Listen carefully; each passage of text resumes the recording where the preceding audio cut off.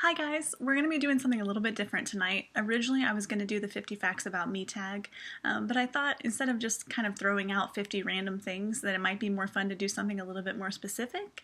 I recently discovered a study by a psychologist by the name of Arthur Aaron, and he has a hypothesis that he can make any two people fall in love with each other by having them ask each other 36 questions, and he's got them broken down into a couple of different sets of questions. So tonight I thought we would do set one. I've got my phone here with me, so I'm going to be kind of looking down to see what the questions are, and we'll just kind of see how it goes. So let's get started.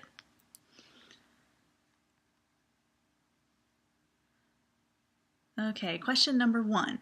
Given the choice of anyone in the world, whom would you want as a dinner guest? Oh, these kinds of questions are always so weird because I feel like you want to be really thoughtful and say somebody, really important and significant and sound like you're smart and important. And really, I just want to have dinner with Ellen DeGeneres because she seems like a lot of fun. I think she would know how to show me a good time and probably make jokes about my cooking, and we could laugh and then order pizza. Question number two. Would you like to be famous, and in what way?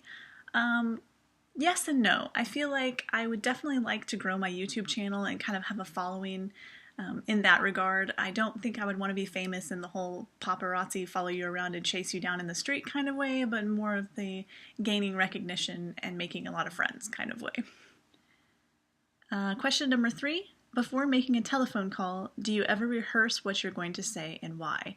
Yes, I do this all the time. Mainly it's for situations if I'm going to be calling somebody important, for things like job interviews, if I have to call my boss, if I'm calling someone to ask them out on a date. Of course, I'm going to kind of review what I'm going to say first so that I'm prepared and I don't stutter and trip all over myself and embarrass myself. So yes, sometimes I do kind of pre-rehearse things a little bit.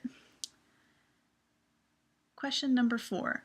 What would constitute a perfect day for you? I feel like this is a hard question to answer because there's a lot of things that I enjoy doing and a lot of things that I would consider perfect scenarios in different situations. So I guess in order for a day to be perfect for me, it would just come down to three main things, and that would be good food, good company, and fun activities. So any day where I could have the opportunity to combine those three things, I think there's a lot of different scenarios that would work in there. And also things like showering and being able to, have time to dress well and do my hair and makeup and all that good stuff. So if I had, plenty of time to get ready and then fun people, fun activities, and good food, I think that would be a perfect day. And no snow, because I hate snow. It would definitely have to be summertime. Number five, when did you last sing to yourself? Today, because I do that all the time.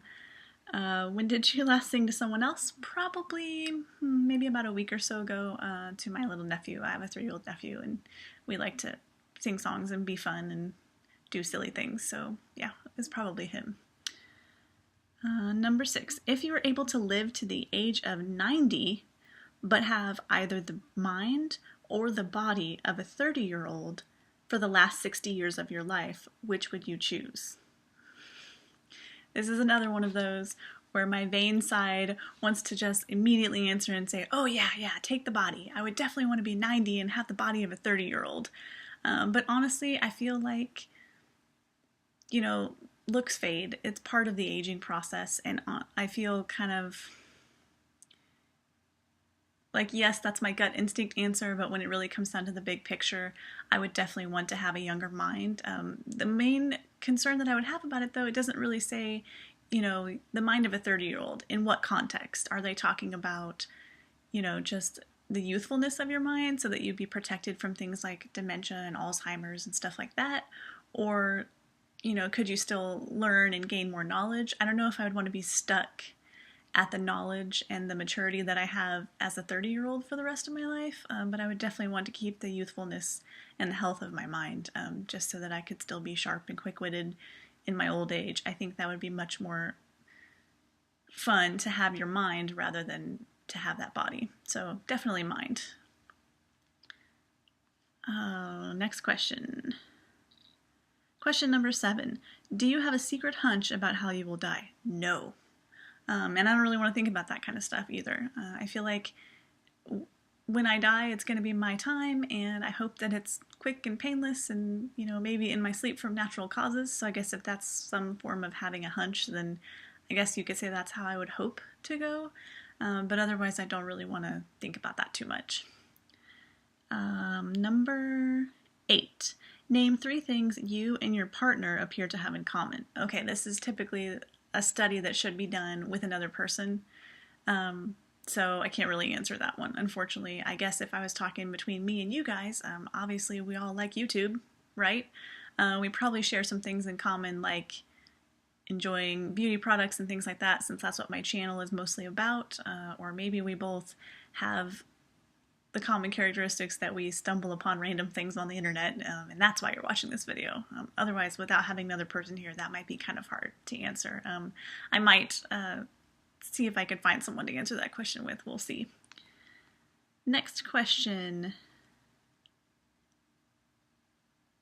For what in your life do you feel most grateful?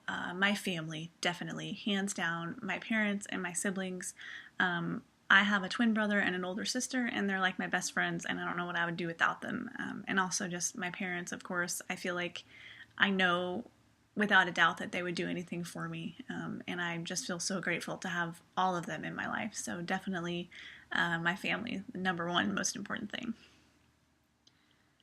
Number 10, if you could change anything about the way you were raised, what would it be? Okay, Mom and Dad, listen up. No, I'm kidding. Honestly, I feel like I was raised pretty well. I think the one thing, looking back, that I kind of wish, I sometimes wish that my parents would have forced me to play a musical instrument if it had been financially feasible, because it's one of those skills that I feel like the younger you are when you start, the more it'll stick with you and the more talented you could become. So, playing the piano or the violin or something like that, I feel like if that could be the one thing to change about my childhood, learning one of those kind of artsy skills would have been kind of cool. Otherwise, great job, Mom and Dad. Next question. Oh, I'm not sure if I can answer this one or not. I guess I can if you guys want to bear with me here. It says take 4 minutes and tell your partner your life story in as much detail as possible.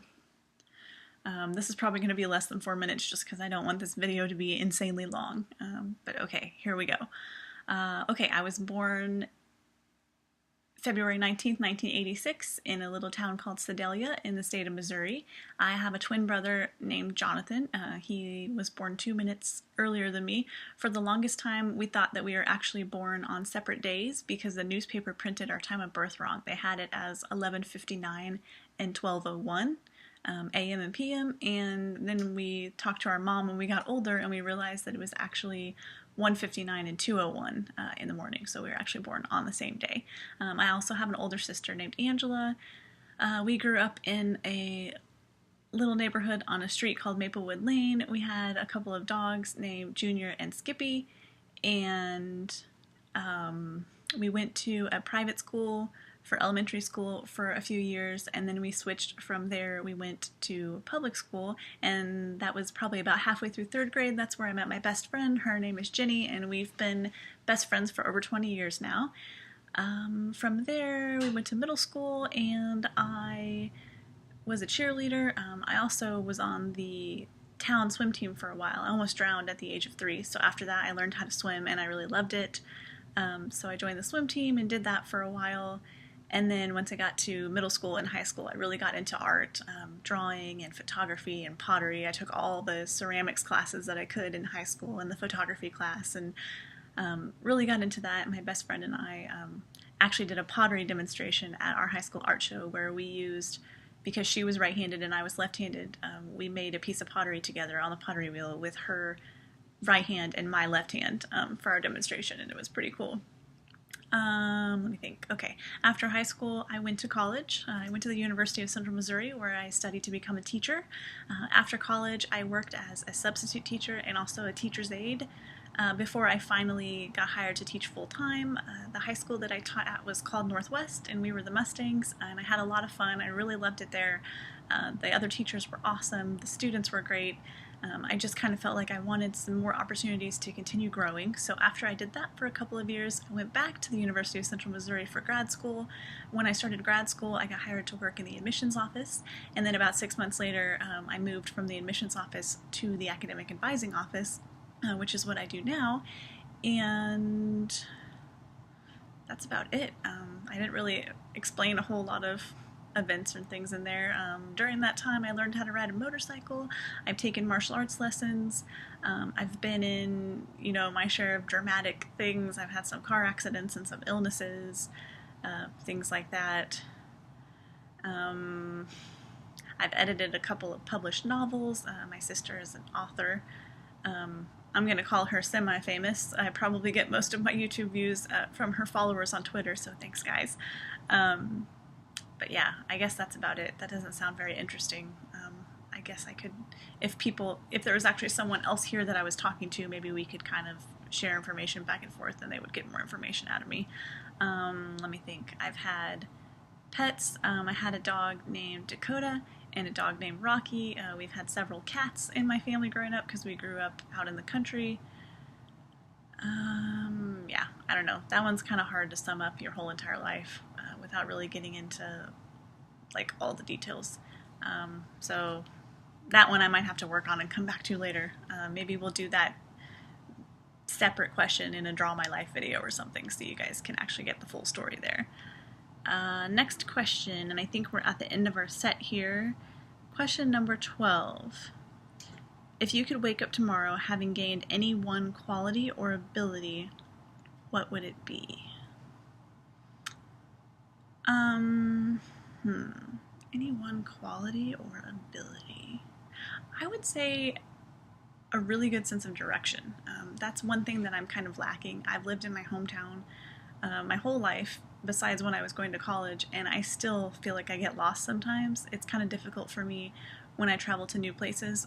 When they first invented the very first GPS, I think it was like the TomTom or the Garmin, one of those that first came out, I thought that was just the best invention in the whole world because I was able to actually find my way around and GPS things, but still sometimes it works and sometimes it doesn't. So I feel like I'm still kind of lacking in that area because I have no sense of direction and I get lost really easily. And it's kind of funny because people will ask me for directions to places and I'm just like, I don't know. Here's a map. It's pretty sad. That would probably be the one thing about myself that I think I would change if I could. Otherwise, that's the end of set 1. There are 2 more sets, so I'll probably do a couple more videos to kind of follow up this series, but I had some fun answering these questions. It was a little hard to answer some of them because you're obviously supposed to do this with a partner, but I hope you guys had fun getting to know me, and I hope you enjoyed this video.